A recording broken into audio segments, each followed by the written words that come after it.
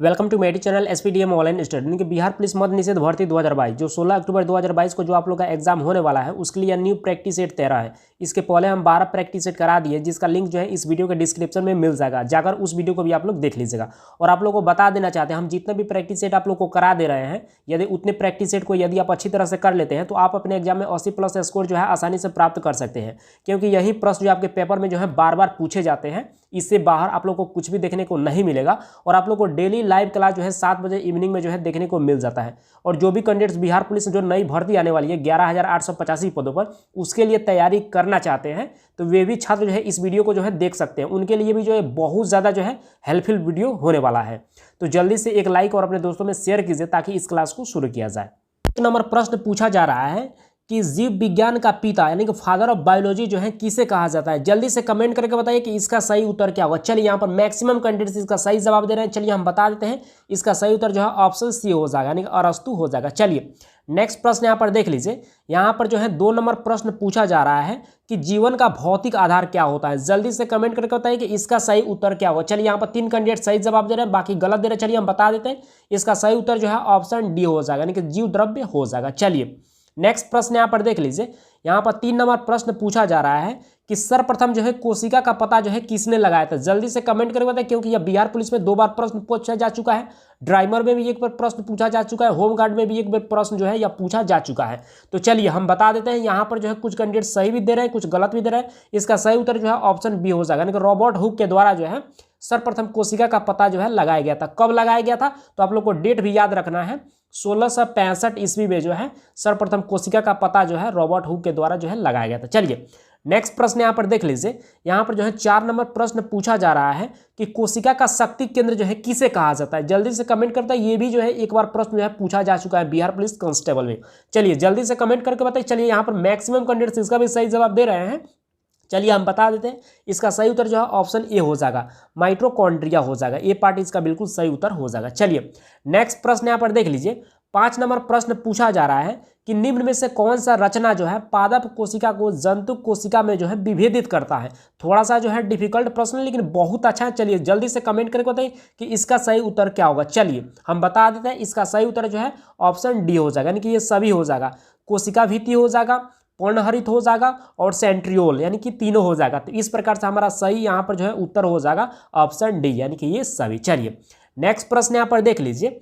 यहाँ पर 6 नंबर प्रश्न पूछा जा रहा है कि निम्न में से किस कोशिकांग को जो है आत्महत्या की थैली जो है कहा जाता है। यह 3 बार से भी ज्यादा जो है बिहार पुलिस कांस्टेबल में प्रश्न पूछा जा चुका है, ठीक है। तो इस बात को आप लोग को ध्यान में रखना है। चलिए यहाँ पर भी जो है बहुत सारे कैंडिडेट्स इसका सही जवाब दे रहे हैं। चलिए हम बता देते हैं, इसका सही उत्तर जो है ऑप्शन बी हो जाएगा, लाइसोसोम हो जाएगा। चलिए नेक्स्ट प्रश्न यहाँ पर देख लीजिए। यहाँ पर 7 नंबर प्रश्न पूछा गया है कि डीएनए की द्विगुणित कुंडली जो है डबल हेलिक्स मॉडल का पता जो है किसने लगाया। जल्दी से कमेंट करके बताएं कि इसका सही उत्तर क्या होगा। चलिए हम बता देते हैं, इसका सही उत्तर जो है ऑप्शन ए हो जाएगा, वाटसन एवं क्रिक हो जाएगा। चलिए यहाँ पर भी जो है कुछ कैंडिडेट सही जवाब दिए, कुछ गलत दे रहे थे। चलिए हम बता देते हैं, थोड़ा सा यहाँ पर देख लीजिए। डीएनए का कभी कभी फुल फॉर्म पूछ देता है, तो आपको याद रखना है डीएनए का फुल फॉर्म होता है डीऑक्सी राइबो न्यूक्लिक एसिड, आपको याद रखना है।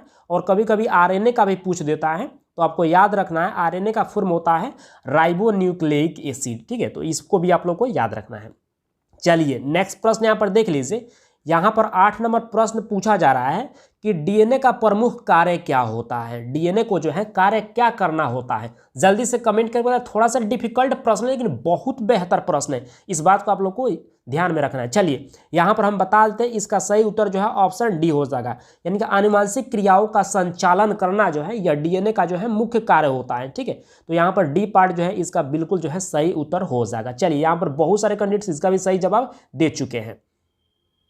यहाँ पर 9 नंबर प्रश्न पूछा जा रहा है कि आरएनए पाया जाता है। आरएनए कहाँ पर पाया जाता है। जल्दी से कमेंट करके बताइए, बहुत सिंपल प्रश्न है। चलिए यहाँ पर कुछ कैंडिडेट सही जवाब दे रहे हैं। चलिए हम बता देते हैं, इसका सही उत्तर जो है ऑप्शन सी हो जाएगा यानी कि कोशिका द्रव्य में जो है आरएनए पाया जाता है। चलिए नेक्स्ट प्रश्न यहाँ पर देख लीजिए।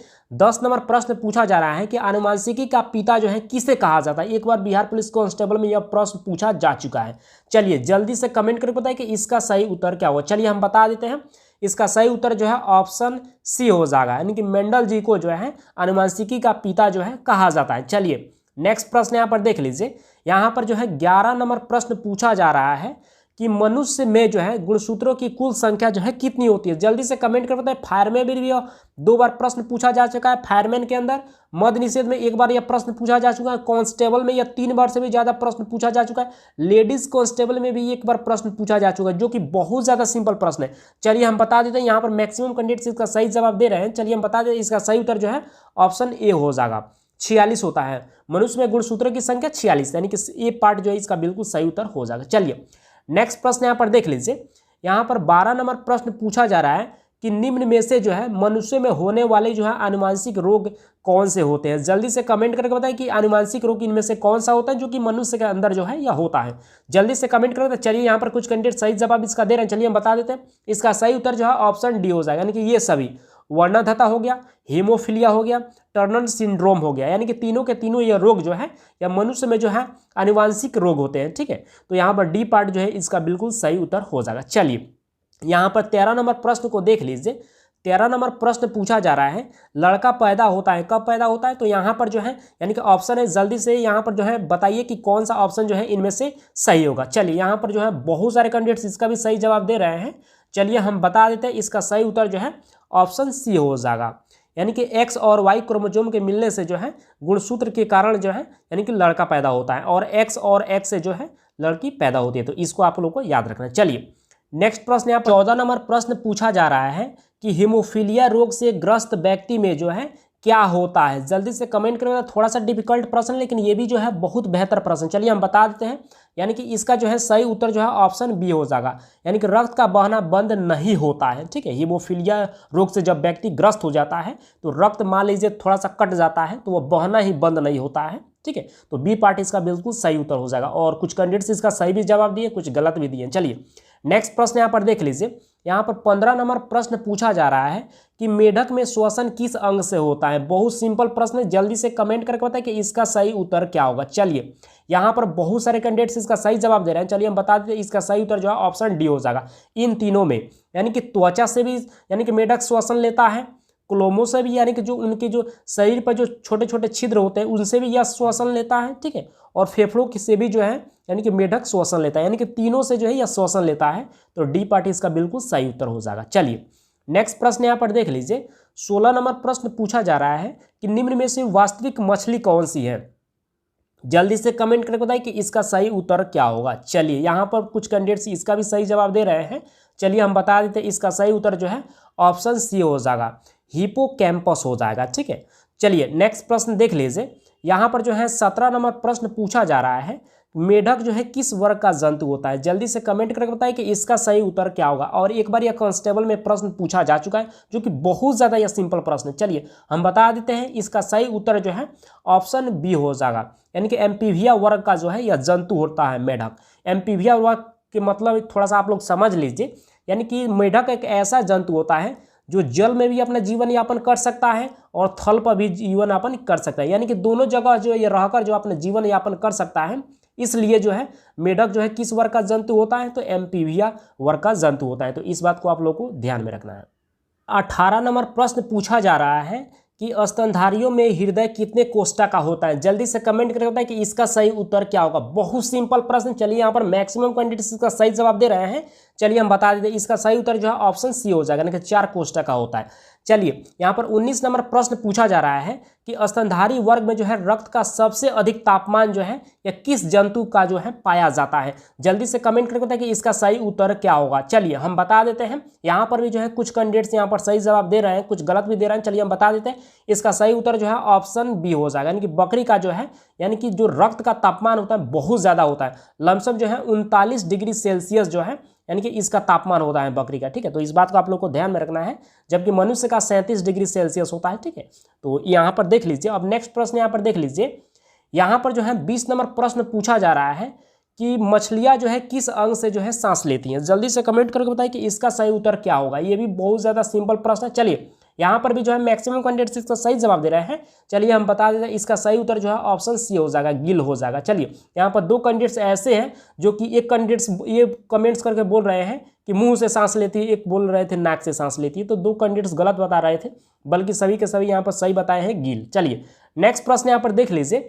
यहाँ पर 21 नंबर प्रश्न पूछा गया है कि सबसे बड़ा स्तनधारी कौन सा है। जल्दी से कमेंट करके बताइए कि इसका सही उत्तर क्या होगा। चलिए यहाँ पर भी जो है कुछ कैंडिडेट्स सही दे रहे हैं, एक दो गलत दे रहे हैं। चलिए हम बता देते हैं, इसका सही उत्तर जो है ऑप्शन डी हो जाएगा, ब्लू व्हेल हो जाएगा। चलिए नेक्स्ट प्रश्न यहाँ पर देख लीजिए, 22 नंबर प्रश्न पूछा जा रहा है कि विश्व का सबसे छोटा पक्षी कौन है। चलिए यहाँ पर बहुत बेहतरीन प्रश्न है। चलिए यहाँ पर भी जो है मैक्सिमम कैंडिडेट्स इसका सही जवाब दे रहे हैं। चलिए हम बता देते हैं, इसका सही उत्तर जो है ऑप्शन सी हो जाएगा, हमिंग बर्ड हो जाएगा। चलिए नेक्स्ट प्रश्न यहाँ पर देख लीजिए, यहाँ पर 23 नंबर प्रश्न पूछा जा रहा है कि केसरुक जंतु में जो है शरीर का सर्वाधिक कठोर भाग कौन सा होता है। जल्दी से कमेंट करके बताइए कि इसका सही उत्तर क्या होगा। बहुत सिंपल प्रश्न है और एक बार जो है कांस्टेबल में ये भी प्रश्न जो है पूछा जा चुका है। चलिए हम बता देते हैं, इसका सही उत्तर जो है ऑप्शन ए हो जाएगा, इनेमल, यानी कि दांत का जो ऊपरी परत होता है उसी को इनेमल बोलते हैं और यह बहुत कठोर भाग होता है शरीर का। ठीक है, चलिए नेक्स्ट प्रश्न 24 नंबर प्रश्न पूछा जा रहा है कि व्हेल मछली में श्वसन किस अंग से होता है। जल्दी से कमेंट करके बताएं कि इसका सही उत्तर क्या होगा। चलिए यहाँ पर कुछ कैंडिडेट सही जवाब दे रहे हैं। चलिए हम बता देते हैं, इसका सही उत्तर जो है ऑप्शन सी हो जाएगा, यानी कि फेफड़ा। आपको पहले ही बताए हैं कि मछलियों में श्वसन का प्रक्रिया जो है यह गिल के माध्यम से होता है, जबकि यहाँ पर व्हेल मछली जो होती है इसमें जो है श्वसन की प्रक्रिया जो है फेफड़ा से होता है। तो इस क्वेश्चन को आपको हमेशा याद रखना है। कभी कभी जो है कंफ्यूज करने के लिए यह क्वेश्चन जो है पूछ दिया जाता है एग्जाम में, तो आप लोगों को हमेशा इस प्रश्न को याद रखना है। चलिए नेक्स्ट प्रश्न यहाँ पर देख लीजिए, यहाँ पर 25 नंबर प्रश्न पूछा जा रहा है कि आधुनिक मानव को जो है यानी कि जंतुओं के किस वर्ग में रखा गया है। जल्दी से कमेंट करके बताएं कि इसका सही उत्तर क्या होगा। चलिए हम बता देते हैं, इसका सही उत्तर जो है ऑप्शन सी हो जाएगा, यानी कि प्राइमेट्स हो जाएगा। चलिए नेक्स्ट प्रश्न यहाँ पर देख लीजिए, यहाँ पर 26 नंबर प्रश्न पूछा जा रहा है कि ऊतकों के अध्ययन संबंधी विज्ञान को क्या कहा जाता है। बहुत बेहतरीन प्रश्न है और आशा करेंगे कि सभी के सभी कैंडिडेट्स इसका सही जवाब दे पाए। चलिए हम बता देते हैं, इसका सही उत्तर जो है ऑप्शन सी हो जाएगा, हिस्टोलॉजी हो जाएगा और यहाँ पर भी मैक्सिमम कैंडिडेट्स इसका जवाब सही ही दिए। चलिए 27 नंबर प्रश्न पूछा जा रहा है